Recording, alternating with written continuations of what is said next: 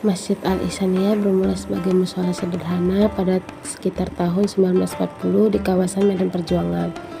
Tahun 2009, atas inisiatif Dr. Handus Syahril Harahap, seorang tokoh agama dan dokter yang dikenal sebagai pendiri tokoh agama, mushola tersebut ditingkatkan menjadi masjid permanen. Pembangunan resmi dimulai dan diresmikan pada 8 Agustus 2009. Dengan desain yang modern mengakomodasi 150-200 jemaah. Sejak peresmian, masjid terus berkembang dengan penambahan ruang pendidikan dan program Ramadan. Meski menghadapi tantangan urbanisasi seperti keterbatasan lahan di pusat kota Medan. Masjid ini berada di Jalan Gurila, Kelurahan Medan Perjuangan, Kecamatan Medan Perjuangan. Masjid ini tidak jauh dari pusat kota, hanya 2-3 km dari pusat kota Medan seperti kawasan atau stasiun Medan. Parkir terbatas di sekitar jalan, tetapi tersedia lahan wakaf kecil, rumah bagi pejalan kaki, dan trotoar yang nyaman. Struktur organisasi dikelola oleh Takmir Masjid Al-Ihsaniyah di bawah naungan Badan Koordinasi Masjid. Yang pertama itu ada ketua, bertanggung jawab atas strategi dakwah dan pemeliharaan. Selanjutnya sekretaris atau bendahara mengelola administrasi dan dana wakaf. Sumber utamanya dari infak jamaah dan tokoh agama milik pendiri. Selanjutnya jawatan kuasa bidang, termasuk bidang pendidikan untuk kelas tahfiz, sosial bantuan untuk yatim, dan pemuda program kajian mingguan. Dan yang terakhir imam dan muadzin, 3-4 orang bergiliran dengan latar belakang pendidikan dari Universitas Islam Negeri Sumatera Utara. Ibu bapak yang dirahmati Allah, mari itu adalah perpindahan.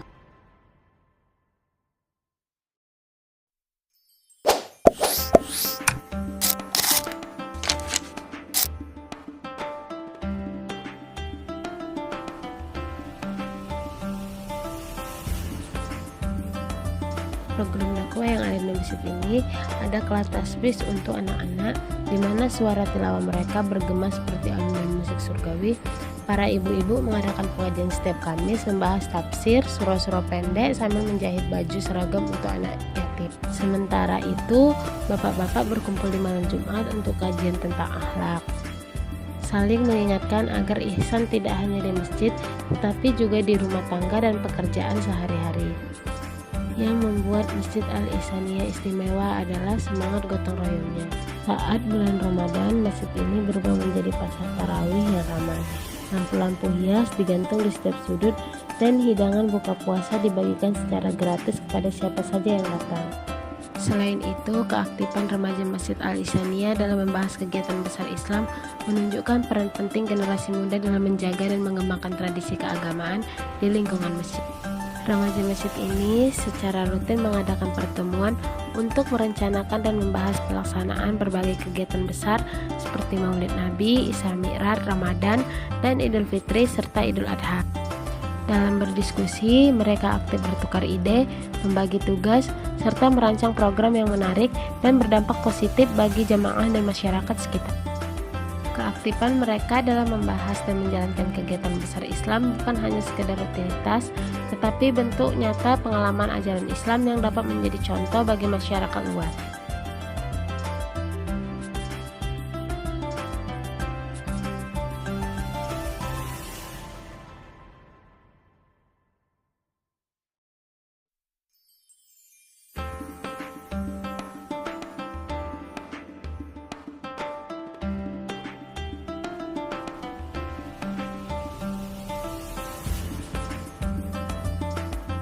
Sumber daya manusia Masjid Al-Ihsaniyah mencakupi berbagai peran dan fungsi yang sangat vital dalam menjaga operasional dan mengembangkan masjid. Pengurus masjid terdiri dari imam yang bertugas memimpin sholat dan mengatur jadwal ibadah, khatib yang menyampaikan khutbah Jumat dan ceramah keagamaan, serta marbot yang bertanggung jawab menjaga kebersihan, keamanan, dan layaknya sarana masjid. Selain itu, ada juga ustadz atau ustazah yang aktif mengajar di pengajian, kelas TPA, tanaman pendidikan Al-Quran, dan program dakwah yang rutin digelar. Dalam mendukung kegiatan keagamaan dan sosial, Masjid ini melibatkan para relawan dan anggota jamaah yang membantu mengorganisir acara, penggalangan dana, serta pelaksanaan kegiatan sosial seperti pembagian zakat, kurban, dan bantuan untuk keluarga kurang mampu di sekitar masjid. SDM ini biasanya terstruktur dalam kepengurusan yang diangkat secara musyawarah untuk masa bakti tertentu dengan sistem administrasi yang tata demi kelancaran manajemen masjid. Sarana Masjid Al-Ashaniyah meliputi ruang utama sholat yang mampu menampung ratusan jamaah. Selain ruang utama, terdapat ruang wudhu pria dan wanita yang dipisah, toilet yang memadai, mimbar khutbah yang efektif, serta ruang kotor pengurus untuk administrasi masjid. Masjid ini dilengkapi dengan sistem pengeras suara berkualitas untuk menunjang kelancaran ibadah dan pengajian. Pada beberapa bagian tersedia juga fasilitas perpustakaan kecil yang menyiapkan buku-buku agama, Al-Quran, serta literatur keislaman yang dapat diakses oleh jamaah.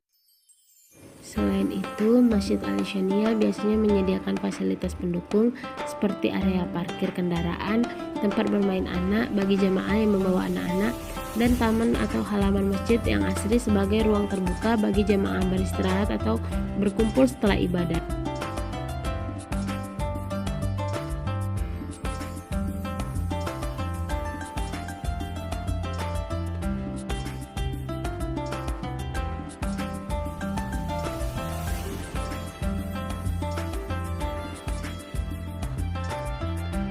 Sumber dana Masjid Al-Ashaniyah biasanya berasal dari beberapa sumber utama seperti infak dan sedekah jamaah, dana wakaf, hibah dari pemerintah atau lembaga sosial, serta kegiatan penggalangan dana melalui proposal atau donasi dari masyarakat luar.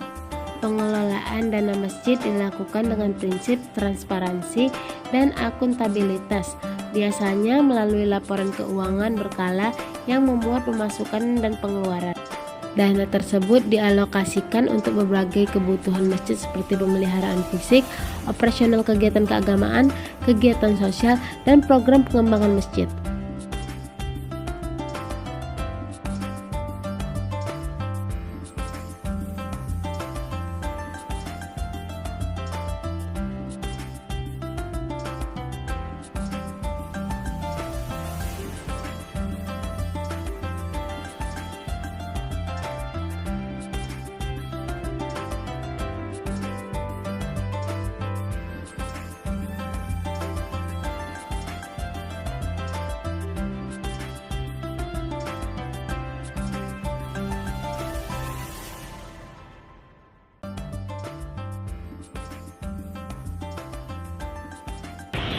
Assalamualaikum warahmatullahi wabarakatuh.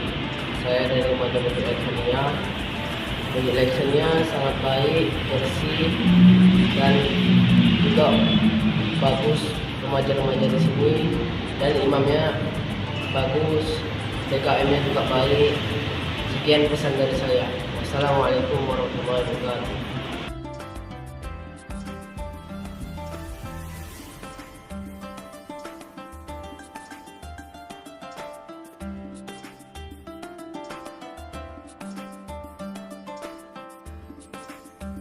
Saya akan menyampaikan hasil analisis SWOT terkait Masjid Al-Ashaniyah, khususnya dari perspektif mahasiswa yang terlibat dalam aktivitas dan pengelolaan masjid. Analisis SWOT ini bertujuan untuk mengidentifikasi kekuatan dan kelemahan internal masjid, serta peluang dan tantangan eksternal yang ada. Kekuatannya, lokasi masjid yang strategis sehingga mudah diakses dan menjadi pusat aktivitas keagamaan dan sosial. Adanya sarana dan prasarana yang memadai untuk kegiatan ibadah dan pengajian, mendukung antusiasme jamaah dan mahasiswa yang terlibat. Dukungan organisasi dan pengurus masjid yang memotivasi partisipasi aktif mahasiswa dalam kegiatan sosial dan pengembangan masjid. Kelemahannya yang pertama, terbatasnya fasilitas pendukung seperti ruang belajar atau ruang diskusi yang khusus bagi mahasiswa. Yang kedua, kurangnya promosi dan pemanfaatan media sosial untuk kegiatan masjid yang bisa menghambat keterlibatan mahasiswa lebih luas, terutama generasi muda. Yang terakhir, keterbatasan jumlah tenaga pengelolaan dan pengurus yang memahami teknologi informasi untuk mengelola kegiatan. Tantangannya yang pertama, adaptasi terhadap perkembangan teknologi, cara berkomunikasi digital dalam pengelolaan kegiatan masjid. Yang kedua, meningkatkan peran serta mahasiswa dalam kegiatan dakwah dan sosial agar lebih relevan dengan keterbutuhan zaman dan mempererat hubungan antara anggota komunitas. Peluangnya, yang pertama, pemanfaatan media sosial dan teknologi digital untuk menjangkau masyarakat lebih luas dan mengajak partisipasi aktif mahasiswa. Yang kedua, pengembangan program pemberdayaan ekonomi dan sosial yang dapat melibatkan mahasiswa sebagai penggerak utama. Yang ketiga, menjadi pusat edukasi dan kegiatan dakwah yang inovatif dengan melibatkan berbagai lintas disiplin ilmu mahasiswa sehingga masjid lebih prosesif dan bernilai tambah bagi komunitas. Secara pribadi, saya merasa bangga dan bersyukur bisa terlibat di Masjid Al-Isyana. Tempat ini bukan cuma tempat ibadah, tapi juga tempat belajar dan bertemu dengan orang-orang baik yang selalu memberi inspirasi. Meski ada hal-hal yang perlu diperbaiki, saya selalu percaya bahwa dengan kerjasama dan semangat kita bisa membuat masjid ini jadi lebih baik lagi. Pengalaman ini sangat berharga dan membuat saya semakin semangat untuk berkontribusi dan berinovasi. Rekomendasi dari saya yang pertama itu perbanyak promosi melalui media sosial agar kegiatan masjid lebih dikenal dan diikuti banyak orang. Terus yang kedua, libatkan mahasiswa aktif dalam pengelolaan dan program kegiatan agar lebih inovatif dan sesuai kebutuhan zaman. Yang terakhir, tingkatkan fasilitas dan fasilitas belajar supaya mahasiswa dan jamaah merasa nyaman dan betah. Sekian hasil pembahasan dari saya, semoga bermanfaat untuk kita semua.